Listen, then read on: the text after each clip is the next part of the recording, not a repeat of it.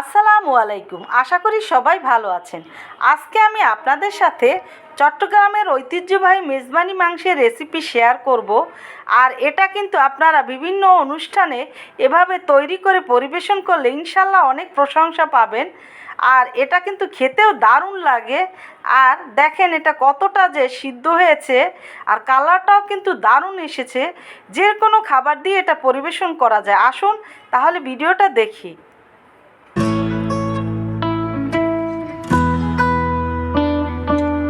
এই রান্নাটা করতে আমি যে মশলা এখানে ব্যবহার করব, দারচিনি এলাচ আছে, এখানে জয়ত্রী আছে, এনেস্টার মশলা আছে।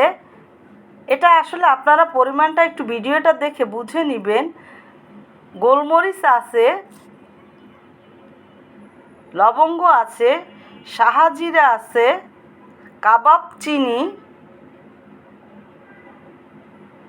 এলাচি আছে এবং জয়ফল আছে একটা। এই মশলাটা আমি একটু 1 মিনিটের মতো হালকা লো হিটে টেলে নিয়ে তারপরে মিক্সচারে একেবারে মিহি একটা গুঁড়ি করে নিব। আরও একটা মশলা আমার দরকার হবে এই মেজবানি রান্নাটা করার জন্য। সেজন্য এই মশলাটা শুধু আমি একটু 1 মিনিটের মতো টেলে নেব। আর এই যে মশলাটা মেথি আছে 1 চা চামচের মতো, মিষ্টি জিরা বা মৌরি আছে 2 টেবিল চামচ, এখানে হলুদ এবং কালো সরিষাটা আছে 2টা মিক্সড 2 চা চামচ, এবং রাঁধুনি এটা একটা মশলা। আসলে এটা ওই প্যাকেটের যে রাঁধুনি আমরা ব্যবহার করি অনেক সময় সেটা না, এটার নামটাই মশলাটা রাঁধুনি। এটা দেখতে অনেকটা ধনিয়ার মতো কিন্তু সাইজে ছোট ছোট, আর এর স্মেলটাও দারুণ। আর এটার ভিতর কিন্তু অনেক ময়লা থাকে, কাদা ছোট ছোট টুকরা। সেক্ষেত্রে আপনারা সমস্ত মশলাই কিনে নেওয়ার পরে ভালো করে পরিষ্কার করে বেছে নিয়ে তারপরে গুঁড়ো করে নেবেন। এই মশলাটা আমি কিন্তু এই যে সরিষার, এটা আমি ভেজে নিব না, এটা এভাবেই পরিষ্কার করে নেওয়ার পরে মিক্সচারে আলাদা গুঁড়ি করে রেখে দিব। এখানে আমি 8 কেজি মাংস নিয়েছি, কলিজা, ফ্যাপসা, তারপরে হাড়, চর্বি, মাথার মাংস এখানে আছে। আর এই মশলাটা আমি আস্ত ব্যবহার করব, এটা আসলে গুঁড়ো করব না। শাহি জিরা, গোলমরিচ, এলাচি, লবঙ্গ, দারচিনি, এনেস্টার মশলা, জয়ত্রী, এই সবগুলো মশলা আবার এটা আমি মাংসতে আস্ত ব্যবহার করব। লবঙ্গ আছে। আর এখানে গুঁড়ো মশলাটা আমি এটার পরিমাপটা বলে দিচ্ছি। এখানে ধনিয়ার গুঁড়া আছে 8 টেবিল চামচ উঁচু করে নেওয়া, জিরা গুঁড়া আছে 7 টেবিল চামচ, হলুদের গুঁড়া আছে 6 টেবিল চামচ উঁচু করে নেওয়া। মরিচটা আসলে বললাম না, আপনারা আপনাদের পছন্দ মতো বাড়িয়ে কমিয়ে দিবেন। আর এই যে লাল যেটা দেখছেন এটা কাশ্মীরি লঙ্কা, এটা আসলে কালারের জন্য আমি ব্যবহার করব। এটা নিয়েছি 6 টেবিল চামচ উঁচু করে নেওয়া। আর এখানে ডিপ ফ্রিজে রাখা টমেটো সস আছে আধা কাপের মতো, আর কাঁচামরিচ পেস্ট, এটাও আমি বলছি না, পরিমাণটা আপনারা আপনাদের পছন্দ মতো দিবেন। আর বাদাম আছে এখানে 3টা, কাঠবাদাম, কাজু বাদাম এবং পেস্তা বাদাম। আর এখানে কিছুটা আমি তেজপাতা আছে 10-12টার মতো। আর এখানে সরিষার তেল অবশ্যই দিতে হবে এই মেজবানি রান্নায়, সেজন্য 3 কাপের মতো সরিষার তেলও দিয়েছি। পেঁয়াজ কুচানো আছে এখানে 3 কাপ, কিছুটা মিহি করে কুচানো আর কিছুটা একটু বড় করে কেটে নেওয়া, এভাবে দিলে ভালো হয়। আদা পেস্ট আছে এখানে 8 টেবিল চামচ, রসুন পেস্ট আছে এখানে 6 টেবিল চামচ। এখন আমি এই সব মশলা এই মাংসের ভিতরে দিয়ে, আর এখানে আমি মাংসটা যখন ধুয়ে এই হাঁড়িতে দিয়েছিলাম, সরাসরি ঝরিয়ে নেইনি কোনো রকমের চালনিতে। আর আমি এখানে আরও 2 লিটার মতো পানি এই অবস্থাতেই দিয়ে দিয়েছি, নর্মাল পানি। কারণ আমি এই প্রথমে দেওয়া পানি দিয়ে পুরোটা রান্না মাংসের করে নিব। আর আপনারা যদি প্রয়োজন মনে করেন রান্নার সময় যে দরকার, তাহলে একটু গরম পানি দিয়ে পরেও ব্যবহার করে নিতে পারেন রান্না করে। তো এখন আমি পুরো সব কিছু মাংসের ভিতরে মশলা ভালো করে মেখে নিয়ে তারপরে চুলায় কিন্তু আমি একটা রুটির তাওয়া দিয়ে এই হাঁড়িটা এখন বসিয়ে দিয়েছি এবং জালটা মিডিয়াম টু লোতে রেখে ঢাকনা দিয়ে দিব। কিছুক্ষণ রান্না করে নেওয়ার পরে ভালো করে আবারও একটু নেড়ে দিতে হবে।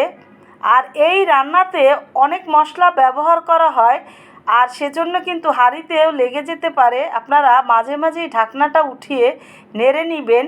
আর মাংসের ভিতর থেকে পানি বের হওয়া শুরু করেছে, এটা মাংসের ভিতরের পানি এবং ওই আলগা পানিটা দিয়েছি যেটা, সেটা দিয়ে পুরোটা রান্না করে নিব। এখন ভালো করে নেড়ে দিতে হবে। মাংসটা রান্না হতে হতে আমি এখানে যে গুঁড়ো দুইটা মশলা প্রথমেই আপনাদের বলেছিলাম টেলে নেওয়া এবং যেটা টেলে নেইনি সেটা, এই দুই মশলাটা, এই দুইটা থেকে আমি 4/3 আন্দাজ মাংসটা যখন অনেকটাই সিদ্ধ হয়ে যাবে তখন এর ভিতরে আমি দিয়ে দিব। আর বাকি 1 ভাগ আমি মগজের সাথে গরুর, সেটাও পরবর্তীতে আপনারা দেখতে পাবেন তখন দিব। আর এই দুইভাবে দিলে এই গুঁড়ো মশলাটা, এর স্মেলটা এই মাংসের ভিতরে দারুণ আসে, খেতেও ভালো লাগে। আপনারা বাসায় এভাবে তৈরি করলে ইনশাল্লাহ বুঝতে পারবেন, বাসায় চট্টগ্রামের এই ঐতিহ্যবাহী মেজবানি রান্নাটা করে খেতে পারবেন এবং অনেক প্রশংসা পাবেন ইনশাল্লাহ। আমি যার কাছ থেকে এই রান্নাটা শিখেছি এবং এটা যখনই আমি তার কাছ থেকে শিখে নেওয়ার পরে বাসায় তৈরি করি, বাসার সবাই খুবই পছন্দ করে এবং বিভিন্ন অনুষ্ঠানে আমি এই রান্নাটা করি। আপনারা এভাবে করবেন, ইনশাল্লাহ আপনাদের কাছেও ভালো লাগবে। আর কাশ্মীরি লঙ্কাটা দিলে এর কালারটা আসলে মেজবানির দেখতে দারুণ লাগে, সেজন্যই দেওয়া। চট্টগ্রামের মানুষ আসলে শুকনো মরিচ ওদের ওখানে মিষ্টি টাইপের একটা এবং টকটকে লাল থাকে, সেটা ব্যবহার করে। আমার কাছে যেহেতু ওটা নাই, সেজন্য আমি সবসময় এই কাশ্মীরি লঙ্কাটা দিয়ে রান্না করি এবং কালারটাও কিন্তু দারুণ আসে। এখন এখানে যে আমি বলেছিলাম গরুর মগজ নিয়েছি, আমি এটা পুরোটাই ব্যবহার করব না, আধা কাপের মতো ভালো করে পরিষ্কার করে নিয়ে 1 কাপ নর্মাল পানি দিয়ে ভালো করে পানির সাথে গুলে নিয়ে, এখন ভিডিওটা আসলে দেখানো গেল না বলে দুঃখিত, এটা কেটে গেছে, এই মাংসের ভিতরে আমি দিয়ে দিয়েছি। আর ওই 1 ভাগ যে রেখেছিলাম গুঁড়ো মশলা সেটাও দিয়েছি। এখন আরও 10 মিনিট মিডিয়াম টু লোতে রান্না করে নিয়ে চুলার জালটা বন্ধ করে দিব। আর এই মাংসের ঝোলটাও এরকমের থাকবে, আপনারা একটু বুঝে নেবেন। এখন চুলার জালটা আমি 10 মিনিট রান্না করে নেওয়ার পর আরও বন্ধ করে দিয়ে 5 মিনিট দমে রেখে তারপর একটা বাটিতে পরিবেশন করে নিব।